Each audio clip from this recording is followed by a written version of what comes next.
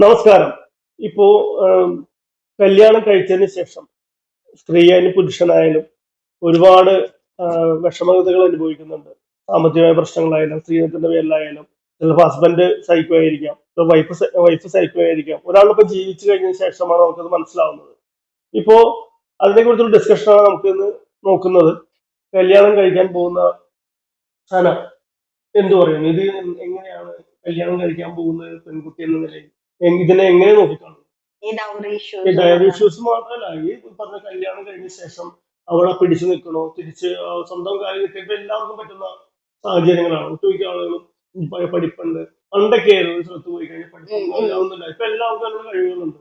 പക്ഷെ ഇപ്പൊ ഒരുപാട് മരണങ്ങൾ നടന്നുകൊണ്ടിരിക്കണം. ഒന്നിലേക്ക് ഹസ്ബൻഡ് മരിക്കും, ഒന്നിലും വൈഫ് പെൺകുട്ടികൾ മരിക്കും. പെൺകുട്ടികൾ മരിക്കുന്നതാണ് കൂടുതൽ കാണുന്നത്.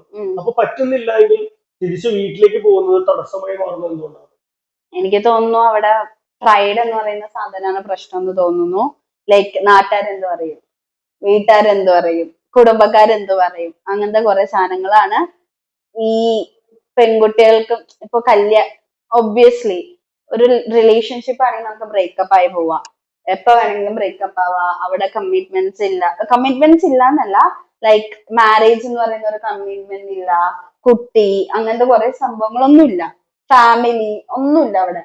റിലേഷൻഷിപ്പ് എന്ന് പറയുന്നത് രണ്ട് വ്യക്തികൾ തമ്മിലാണ്. സോ അവിടെ ഒരു ബ്രേക്കപ്പ് എടുത്താലും അവിടെ ഒരു ഇപ്പോ എത്ര ബുദ്ധിമുട്ടുണ്ടെങ്കിലും പെൺകുട്ടിയോടെ പിടിച്ചു നിൽക്കണം. മരിച്ചു കഴിഞ്ഞ് കഴിയുമ്പോൾ എന്റെ വീട്ടിലേക്ക് അറിയിക്കും. ഇപ്പൊ ഒരു പെൺകുട്ടിയാണെന്ന് ചോദിക്കുക, വീട്ടിലേക്ക് അറിയിക്കുകയാണ്, എനിക്ക് നിൽക്കാൻ പറ്റുന്നില്ല, ഇയാളെ കൊണ്ട് ബുദ്ധിമുട്ടാണ്, നിങ്ങൾ വരുമ്പോ വീട്ടുകാർ നോ അവിടെ തന്നെ നിൽക്കുന്നത്, എങ്കിലും പിടിച്ചു നിൽക്കുമെന്ന് പറഞ്ഞ് മരിച്ചു കഴിഞ്ഞ ശേഷം ഇവരെല്ലാവരും വന്ന് മറ്റേ പത്രങ്ങളുടെ മുമ്പിലും അല്ലെങ്കിൽ മീഡിയ പറയുന്ന ടിവിയുടെ മുമ്പിലൊക്കെ മൈക്കിന്റെ മുമ്പിൽ ഇരുന്നിട്ട് പറയാണ്, അയ്യോ എന്റെ മോളോട് അവൾ അങ്ങനെ പറഞ്ഞിരുന്നു, പണ്ട് ഇങ്ങനെ പറഞ്ഞിരുന്നു.